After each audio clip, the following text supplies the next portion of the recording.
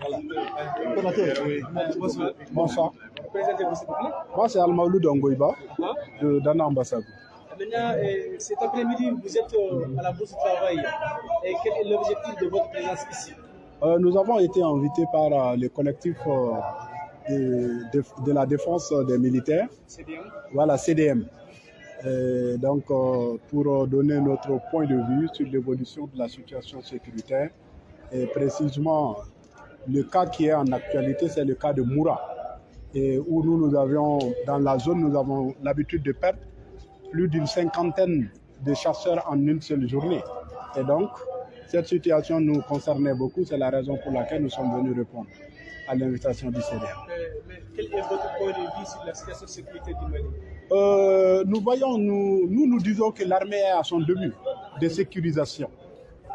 Il en reste beaucoup. D'ailleurs, le lundi seulement, l'armée a perdu des éléments sur la RN15, sur la route Sévaré-Bandiagara-Koro jusqu'au Burkina. Mais également, hier seulement, nous avons perdu également 2 chasseurs. Vous voyez, donc suite à un arrêté gubernatorial, comme quoi désormais, à partir de 16 h, il n'y aura plus de circulation. Donc, les terroristes ont profité de cet arrêté et miné un checkpoint et qui a tué 2 combattants. Donc, la situation sécuritaire, nous, ça nous préoccupe depuis très longtemps. Et c'est pourquoi, à chaque fois qu'il y a des cas comme ça, nous venons.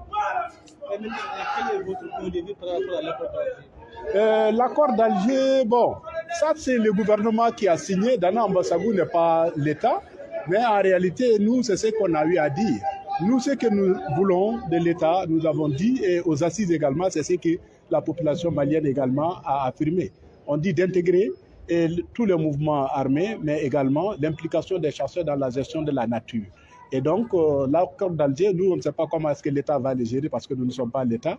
Mais ce qui est sûr, c'est que nous demandons de l'État, c'est de traiter quand même tous ceux qui détiennent les armes sur le même pied d'égalité. Surtout ceux qui ne sont pas contre l'État. Parce que nous sommes républicains et nous défendons l'État.